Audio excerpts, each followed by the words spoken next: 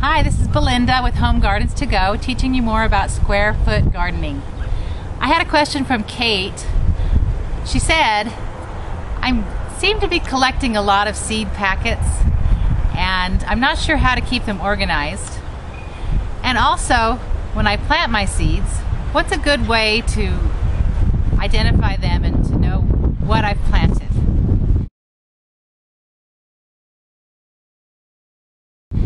Well, this is a handy little thing you can do.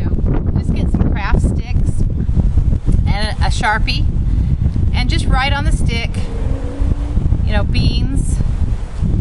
And then you could even put the number you planted in that square, and for beans it would be 9. So you know that you planted 9 beans in that square, and then just poke that right in your square. You'd also, for a tomato plant, you'd put a 1. For carrots, you'd write 16. For lettuces, you'd write 4.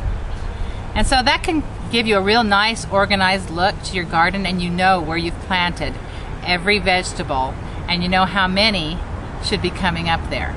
So you can easily identify weeds that might be coming up where they shouldn't be.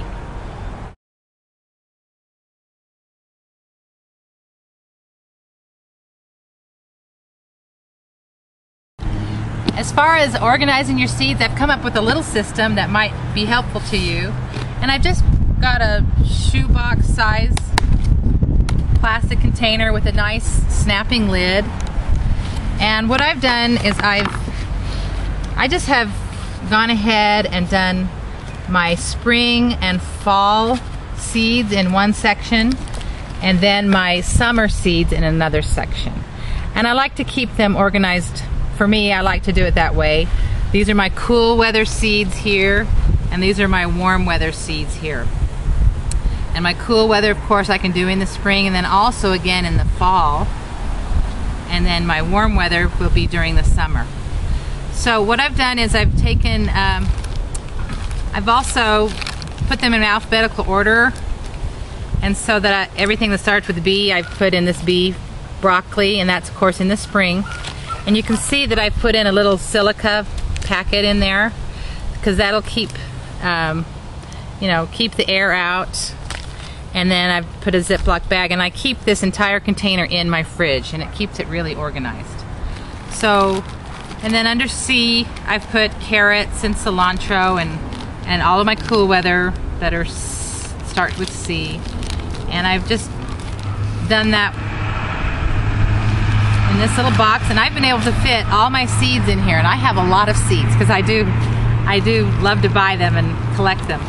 But then in our summer section, that's where we're going to have our basil and our beans, and that's where we'll have our corn, and we can also have our cantaloupe and carrots, our melons, and our parsley, peppers, and then our squashes. And there again is one of our silica bags. So I always save these. You know how they come in a shoe box, or they just come in lots of different things you buy. And they will easily just smash down like that, put your lid on tight, and put it right in your fridge or freezer. In fact, after the growing season, I'll probably transfer this to the freezer. And so I can actually keep these seeds for 2 to 3 years, and they will stay